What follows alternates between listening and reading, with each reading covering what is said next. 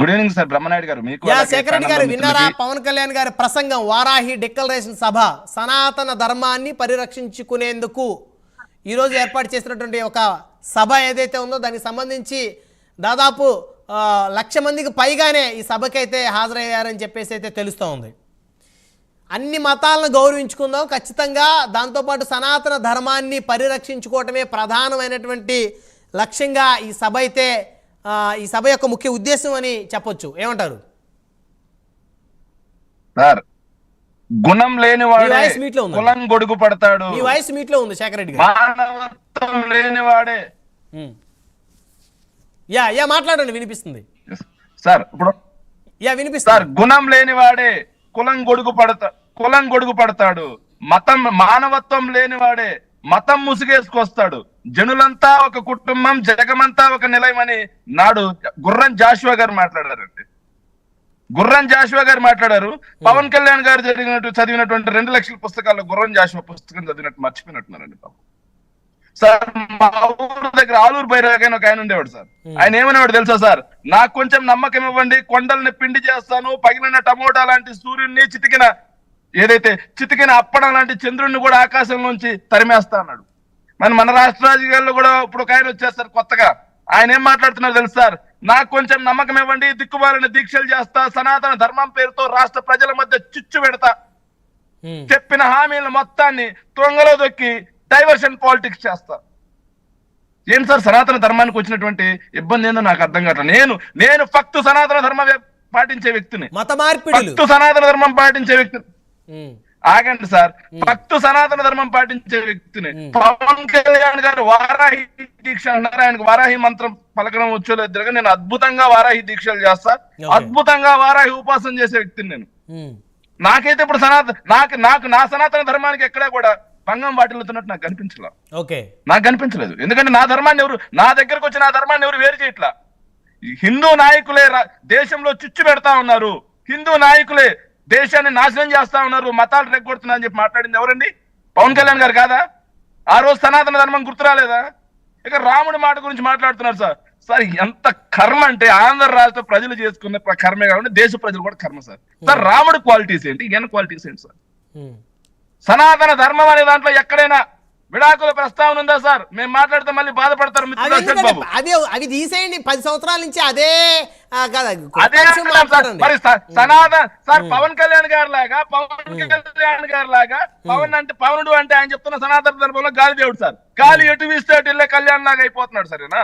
ఒక రోజేమో కమ్యూనిజం బాగా ఉంటాడు, పూర్తిగా లెఫ్ట్ సైడ్ ఉన్నాయని కాస్త ఒకసారి సడన్ గా రైట్ కు వస్తాడు, సనాతన ధర్మం అంటాడు, కమ్యూనిస్ట్ భావజాలం అంటాడు, చెగోవిరా అంటాడు, ఆఖరికి పెరియార్ ఆదర్శం అంటాడు. గుళ్ళు కూలగొట్టించిన పెరియార్ సార్.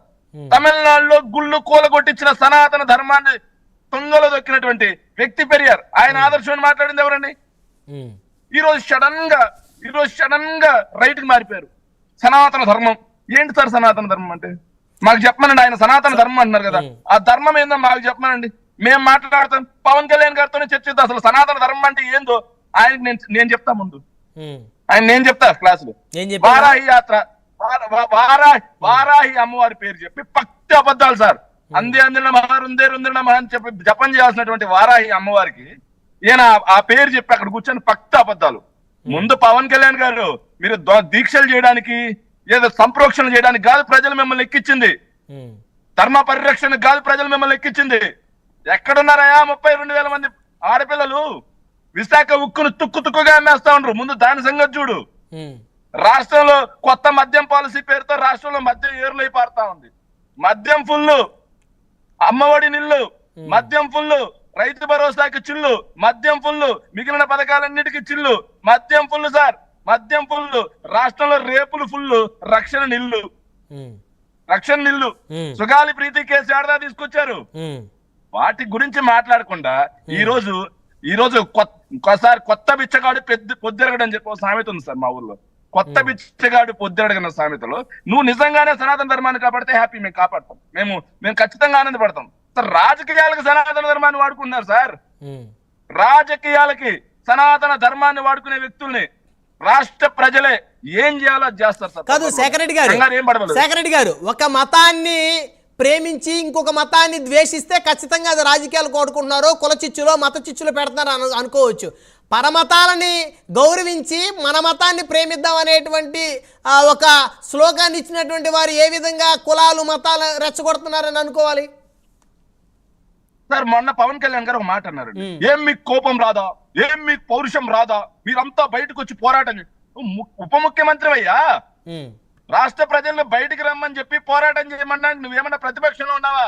న్యాయం చేయాల్సినటువంటి పదవిలో ఉన్నావు. నీకంత పోరాటం చేయాలనిపిస్తే మీ ఇంట్లో అరడజన్ నుంచి డజన్ మంది స్టార్లు ఉన్నారు, అరడజన్ నుంచి డజన్ మంది స్టార్లు, వాళ్ళందరినీ బయటకు వచ్చి మెగాస్టార్ దగ్గర నుంచి అందరిని బయటకు వచ్చి సనాతన ధర్మం కోసం పోరాటం చేయమను. వాళ్ళు మాత్రం శుభ్రంగా సినిమాలు చేసుకోవాలి, వాళ్ళు మాత్రం డబ్బులు సంపాదించాలి, వాళ్ళు మాత్రం లావిష్ లైఫ్ గడపాలి. వాళ్ళు డబ్బులు సంపాదించి వరదలు వచ్చినప్పుడు విపత్తులు వచ్చినప్పుడు డబ్బులు సాయం చేస్తున్నారు సార్. లక్షల కోట్లు దోచుకున్నాడు ఎవడో కూడా సాయం చేసిన పరిస్థితి లేదు. ఏంటండి వాళ్ళు డబ్బులు సంపాదించి వరదలు వచ్చినా విపత్తులు వచ్చినా వారి యొక్క బాధ్యత మేరకు వారు సహాయ సహకారాలు ఈ తెలుగు రాష్ట్రాలకు అందిస్తా ఉన్నారు. వేల కోట్లు లక్షల కోట్లు సంపాదించుకున్నటువంటి పెద్ద పెద్ద నాయకులు ఎవరు కూడా అందించలేని సహాయాన్ని వారు అందిస్తా ఉన్నారు. దాన్ని మీరు మెచ్చుకోవాల్సినటువంటి అంశం. భలే మెచ్చుకుంటాం. వివేక్ బాబు లాంటి అమాయకులు మాత్రం ఏదైనా ధర్మ పోరాటం అనగానే బట్టలు ఇప్పేసి రోడ్డు మీదకి వచ్చి గోల్ చేయాలి. ఏంటి సార్ ఇది? ఎక్కడికి వెళ్తున్నాం? రాష్ట్రం సార్ ఉత్తరాదిని పట్టి పీడించిన మత రాజకీయాలు ఈ రోజు పవన్ కళ్యాణ్ అనే ఒక వ్యక్తి వల్ల ఆంధ్ర రాష్ట్రంలో కూడా చొప్పించబడుతున్నాయి సార్. ఆంధ్ర రాష్ట్రంలో కూడా చొప్పించబడతా ఉన్నాయి. ఉత్తరాది భావజాలం ఏదైతే మత రాజకీయం ఉందో ఇది ఖచ్చితంగా ఆంధ్ర రాష్ట్ర ప్రజల్ని తినేస్తుంది ఏదో రోజు. పవన్ కళ్యాణ్ గారికి ఒక భక్తు హిందువుగా, కరడు కట్టిన హిందువుగా నేను పవన్ కళ్యాణ్ గారికి విజ్ఞప్తి చేస్తా ఉండా, అయ్యా పవన్ కళ్యాణ్ గారు, రాజకీయాల్లోకి మతాన్ని చొప్పించదు సార్. మతంతోటి దేవుడితోటి ఆడుకుంటే వేరే విధంగా ఉంటుంది సార్, వేరే విధంగా ఉంటుంది సార్. దాని బాధ ఎలా ఉంటుందని మొన్న మీరు మెట్లెక్కేటప్పుడే అర్థమైంది. ఖచ్చితంగా దేవుడికి సంబంధించినటువంటి అంశాలు నాకు అర్థం కాల. సెక్రటరీ గారు, దేవుడితో ఆడుకున్నా, దేవుడిని చిన్నచూపు చూడాలనుకున్నా, దేవుడిని ఏదైనా చేయాలనుకున్నా ఎలాంటి పరిస్థితులు ఎదురవుతాయో గతంలో చాలా సంఘటనలు జరిగినాయి. అవి కూడా అందరూ గుర్తు తెచ్చుకోవాలి.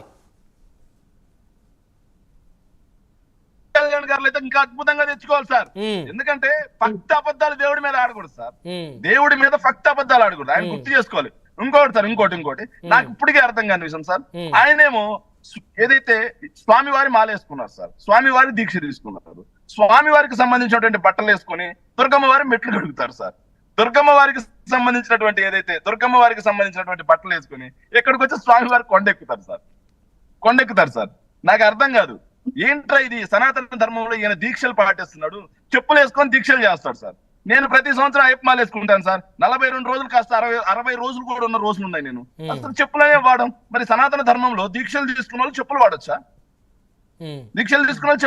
మరి పవన్ కళ్యాణ్ గారు వాడుతున్నారు కదా. ఇవన్నీ మేము క్వశ్చన్ చేస్తాం. కాకపోతే ఎందుకంటే కొత్త బిచ్చగాడు పొద్దురగడు అన్నట్టుగా పవన్ కళ్యాణ్ టీడీపీ జనసేన వాళ్ళు జగన్మోహన్ రెడ్డి గారు ఎప్పుడన్నా మాలేసుకున్నారా, ఎప్పుడన్నా దీక్ష చేస్తారని వాళ్ళు క్వశ్చన్ చేస్తారు. మళ్ళీ సార్ ఒకటి నేను చెప్తాను సార్, నేను ఒకటి అడుగుతాను. నాకు ఇప్పటికీ అర్థం, మా నాన్నగారు మా ఇంట్లో దీపంని సిగరెట్ వెలిగించుకున్నాడు అని పవన్ కళ్యాణ్ గారు మాట్లాడారా లేదండి? అలా మాట్లాడిన వ్యక్తి మళ్ళీ నిన్నొచ్చి మా ఇంట్లో ప్రతిరోజు రామనామ జపం ఉంటుంది నా చిన్నప్పటి నుంచి, మా నాన్నగారు అత్మనమైన భక్తుడు. సరే ఎవరు నమ్మాలి? ఎవరిని గొర్రెలను చేద్దామని, ఎవరిని అమాయకులను చేద్దామని? మీరు ఇవన్నీ కూడా ఏంటంటే రాష్ట్ర రాజకీయాల్లో ఈయన మతంతో ఈయన హైందవ మత ఉద్ధారకుడుగా ఈయన ఎదగాలనేది ఈయన కోరిక.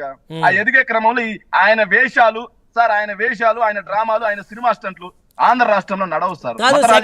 సెక్రటరీ గారు ఆయన విమర్శించండి, తప్పలేదు. మీరు ఒక ప్రతిపక్ష పార్టీ అధికార ప్రతినిధి విమర్శించడం, కానీ అది వేసుకున్నటువంటి మాలని దీక్షని వేషాలు అని చెప్పేసి అంటే అది మళ్ళీ అది ఎఫెక్ట్ మీకు తగలకుండా చూసుకోవాల్సిన అవసరం లేదు. ఎందుకంటే మీరు హిందువుని అన్నారు, సనాతన ధర్మాన్ని ఆచరిస్తానన్నారు, మాల వేసుకుంటా అన్నారు, దేవుడు అంటే గౌరవం అన్నారు. కాబట్టి ఆయన విమర్శించింది, కానీ ఆ మాలను విమర్శించొద్దు, నటన అనొద్దు, యాక్టింగ్ అనొద్దు, అలాంటి మాట్లాడదు సార్. నేను ఒకటి చెప్తా, మాకే మాత్రం హిందూ ధర్మం మీద మాకే మాత్రం భక్తి భయం అన్ని ఉన్నాయో మాకు తెలుసు సార్, మాకేం ఇబ్బంది లేదు. కాకపోతే హిందూ ధర్మం మీద భక్తి భయం లేకుండా రాజకీయాలకు వాడుకునే వాళ్ళకి చెప్పండి సార్. మాకేం చూస్తారు? హిందూ ధర్మం భక్తి భయం లేకుండా రాజకీయాలకు వాడుకుంటారు కదా, వాళ్ళకి చెప్పండి మాకు.